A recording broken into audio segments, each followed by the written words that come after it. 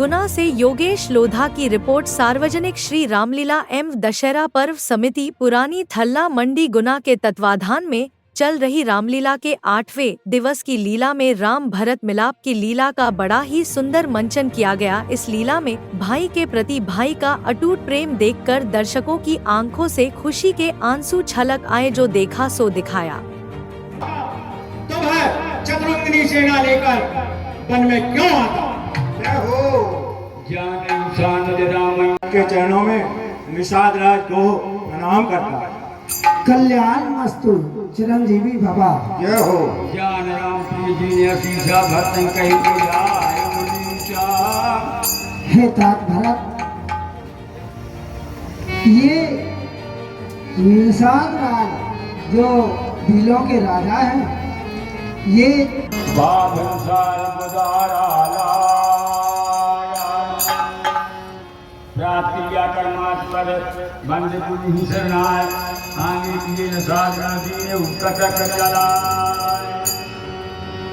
आप मुझे मेरे स्वामी का वह स्थान दिखाइए जहाँ पर उन्होंने रात्रि में विश्राम किया था। चलिए चका। जहाँ तुम छुपा पुनीत गंगरवर किए विश्राम, यही विधि भरत चले मगर जाहि राम को मनाने। कथा देख मुनि से बिहारी राम को मनाने। जह जह राम से दुखी दीन और अलग ही हैं। सासू माताओं को मैंने सफेद वस्त्र धारण किए हुए देखे। लसन सीता का ये स्वप्न उचित नहीं है। जिसे संसार समझता है कि वो साधु है, साधुओं में भी उसकी गिनती अग्रिम साधुओं में होगी, और उस भरत की प्रीत सदैव आपके चरणों में है। आपके ही पद को पाकर धर्म की समस्त मर्यादाओं का खंडन करता हुआ यहाँ पर चतुरंगिनी सेना लेकर चला रहा है। को बंधु को अवसर साथी जान राम वनवास। दोनों भाइयों ने अपने मन में कुटिलता को रचकर इस अवसर को शुभ अवसर जानकर आपको वन में असहाय समझकर यहाँ पर आपसे युद्ध करने के लिए चले आ रहे हैं।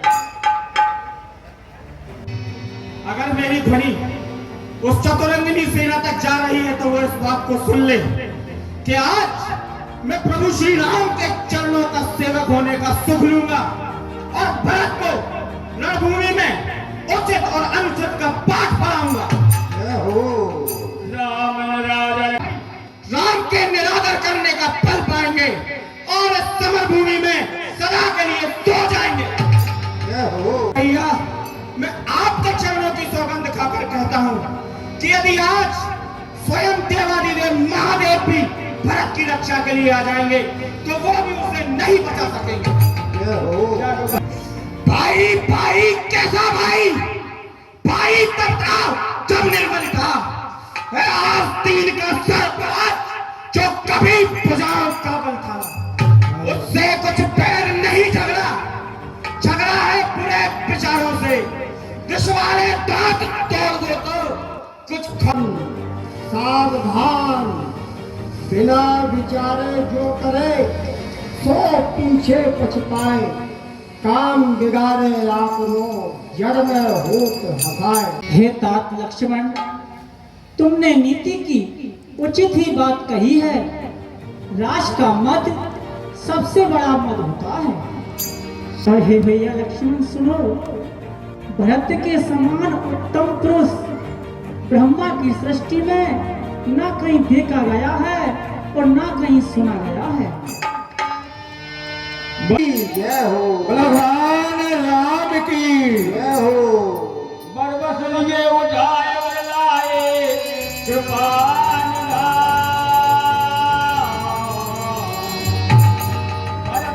मन मुनि गण दो भाई बंदे अभिमत आसित पाए आनंदे। यह कथा हमको ये शिक्षा देती है कि सहसा कर पाछे पछताई, कह विवेक बुझते बुझ नहीं। ऐसी सुंदर कथा के लिए महाराज दान राशि आई है। इस दान राशि की घोषणा और हम तीनों भाई वन को चले जाते हैं, या फिर आप छोटे भाई लक्ष्मण को लेकर भी अवध को जाइए, मैं और शत्रुघ्न या फिर मैं अकेला ही हे नाथ वन में आगे चला जाता हूँ। यह हो कानन करा जिन चरणों के दर्शन से आज मेरा जीवन धन्य हो गया है, हे प्रभु अब आप मुझे वही शिक्षा दीजिए जिससे मैं अवधपुरी की सेवा को भली भांति से कर सकूं। दीन हे तात भरत, तुम्हारी और हमारी वन की और राज की सारी चिंता तो गुरुदेव पर है। तुम व्यर्थ ही गलानी करते हो, त्याग कर अवधि भर के लिए तुम अयोध्या ही प्रस्थान कीजिए।